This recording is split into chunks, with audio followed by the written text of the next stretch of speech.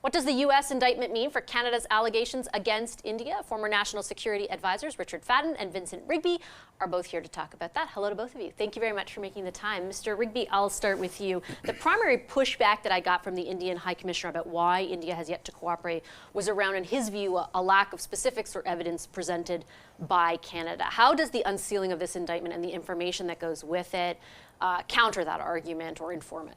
I think it changes it quite fundamentally. I think there's a great deal of evidence that has been unveiled as part of the unsealing of that indictment, which suggests that there are connections between the attempted assassination in the United States and the actual assassination in Canada.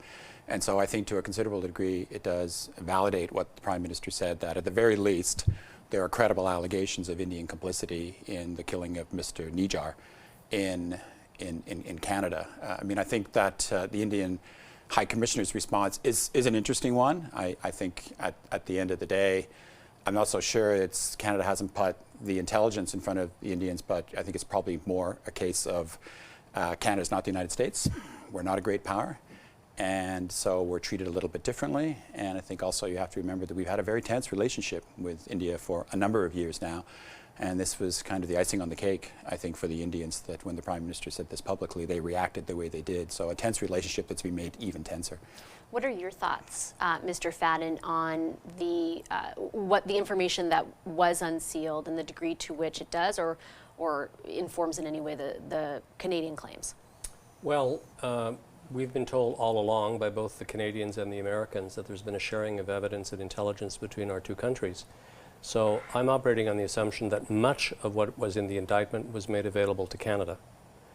So it confirms, as Vince says, that the Prime Minister was not whistling Dixie. You know, there was real substance to what he said.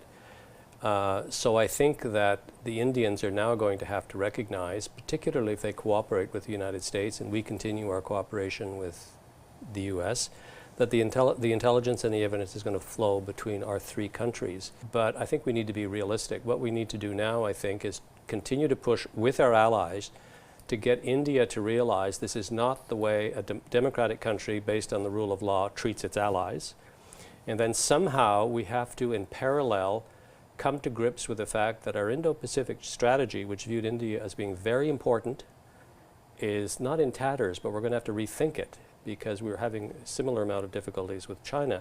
But somehow we have to mix the sort of the values-based foreign policy, which is animating a lot on the assassination side, with I think where our interests are, which is to work with our allies, Australia, Canada, the United States and others, to use India to push back against China. Well, the U.S. is going to be a really interesting example of exactly what Mr. Fadden lays out, Mr. Rigby, because they have been also pursuing an amplified relationship with India in order to counter regional pressures vis-a-vis China. And now they're in the middle of also leveling these exact types of accusations. It will be really interesting to see the way in which India goes about navigating that.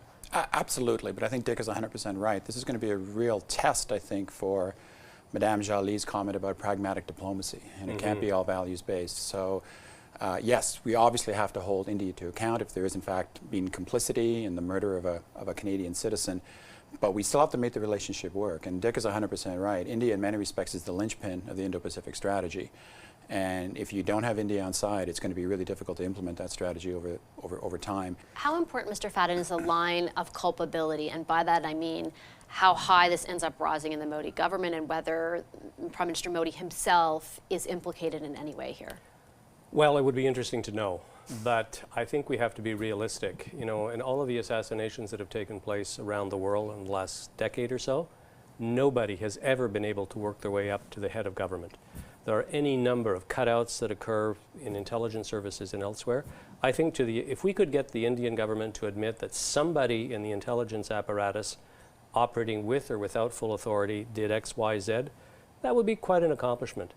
India does not strike me as the kind of state that is going to make that kind of admission, particularly as it sort of evolves from being, you know, a medium power to being a more important medium power. I think it's stretching its foreign policy and other muscles to sort of fit in with the rest of the world. I think the most we can hope for is that maybe if things get really hot for the Indians, there will be somebody who will be made a scapegoat, you know, a rogue agent or rogue source somewhere, but I'm not very optimistic. You're nodding, Mr. Rigby. I'm nodding because I think that's bang on. I think what is really the game changer now is that the U.S. is on the field of play. And so I said before that India wasn't taking Canada particularly seriously for a variety of reasons, including the fact that they're a small power and that they were already ticked off with the Canadians, and this is just the Canadians complaining, as they often do in the context of the relationship. India likes being courted by the West, and they in particular like being courted by the United States, and they want that relationship to work. Modi was in Washington back earlier in the summer. They need this relationship to work. So I think pushing again together, Canada and the United States, on India to accept some level of culpability. I agree with Dick. Modi's not going to put his hand up at the end of the day and say, we did it. Just like the Saudis did not come out and say, we killed Khashoggi. But there was an element of, yes, but there were some rogue elements. Now, whether you believe that or not, you know, I might have some land in Florida to sell you. I don't know. I honestly don't know. But it also opened the door for Joe Biden, for example, to start normalizing relations with Saudi Arabia. Absolutely. Whether you think that's good or bad, it's what happened. So look where you were with Saudi Arabia 3-4 years ago, whenever Khashoggi happened, where they are now, and just trying to imagine where you want the India relationship. And in many respects, I'd say the India relation is every bit as important, if not more important, to the United States as the Saudi relationship is. Okay, I'll leave it there. Thank you so much, Richard Fadden and Vincent Rigby. Appreciate your analysis this morning. Good to be with you. Pleasure to be. Thank you.